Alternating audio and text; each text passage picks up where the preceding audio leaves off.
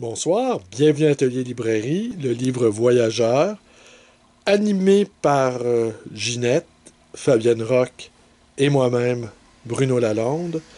Nous sommes à Montréal le 30 mars 2022.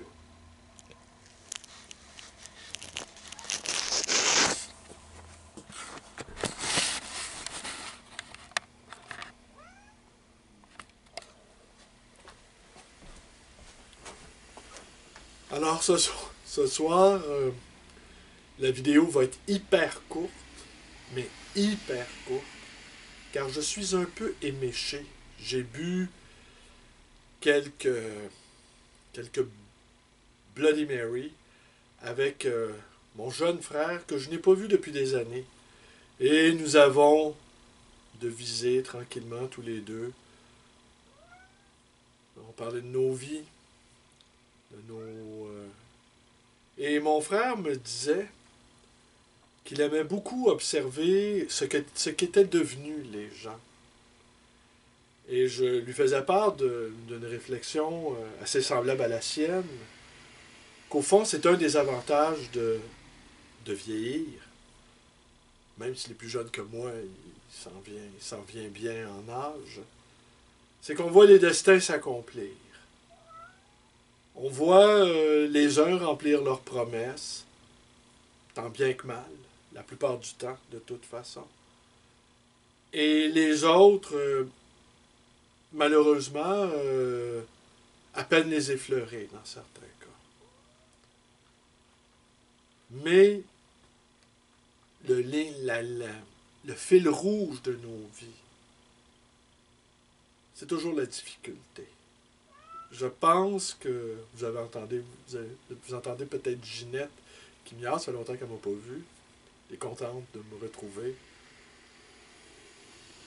Toutes les vies sont difficiles. Et il faudrait qu'une fois que tous les destins se sont véritablement accomplis, on pourrait peut-être à partir de cela juger de la vie de quelqu'un. Et les bouddhistes disent qu'il faut pleurer d'un seul œil. Vous l'entendez peut-être. Et donc, la vie est difficile, oui, la vie est difficile pour tout le monde.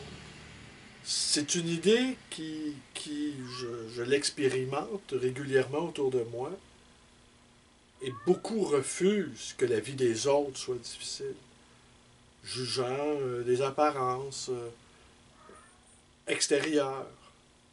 Mais il faudrait pouvoir se glisser la nuit dans la conscience de chacun pour pouvoir mesurer le niveau de détresse, le niveau d'angoisse.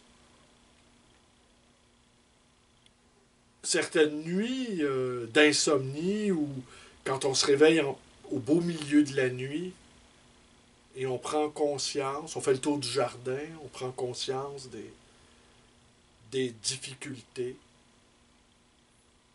qui ont jalonné notre vie ou des défis auxquels on devra faire face. Et le sentiment le terrible sentiment de finitude. Et quand la nuit finit par se retirer et que le jour commence à être une promesse presque palpable, eh bien, tout à coup, le sentiment d'angoisse nous quitte. Et on est prêt à nouveau à affronter une nouvelle journée. C'est ainsi que nos vies vont, partagées entre l'angoisse. Et je pense qu'aucune créature humaine n'échappe à l'angoisse. Alors hier, tout à l'heure plutôt, mon frère et moi, nous échangions sur les difficultés qu'on avait connues dans nos vies respectives. Et j'étais bien content de le voir, mon frère. Et j'aurais voulu, je lui avais proposé de faire qu'on fasse une vidéo ensemble ce soir sur un sujet qui touche beaucoup d'intellectuels québécois, à savoir la relation qu'il a eue avec l'auteur de Nègre blanc d'Amérique. Mais vu le poste que mon frère occupe, un poste assez important, et qui doit demander une absolue discrétion.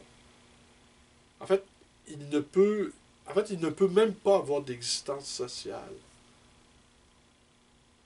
Tellement il est tenu par ses fonctions à être presque un homme invisible. Alors, il n'a pas pu faire cette vidéo-là avec moi pour des raisons professionnelles. Peut-être je vous ferai un résumé de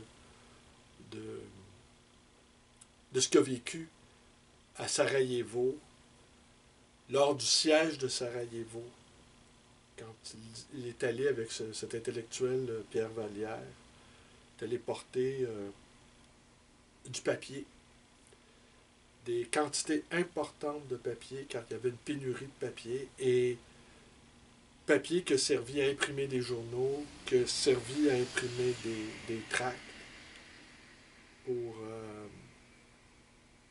pouvoir informer la population de Sarajevo du siège que faisaient subir les armées serbes. Alors j'aurais aimé qu'ils vous disent un mot sur l'agression russe en Ukraine. Mais... Alors, finalement, il n'y aura qu'à moi qui leur a dit ce qu'il pense. Et c'est un peu décousu. Faut pas que je boive, la preuve. Mais voilà. Et ça va vraiment être tout pour ce soir. Voilà. De l'intérêt un des avantages de l'âge avancé, c'est qu'on voit les destins s'accomplir. Je vous remercie d'être avec moi. Portez-vous bien et à demain.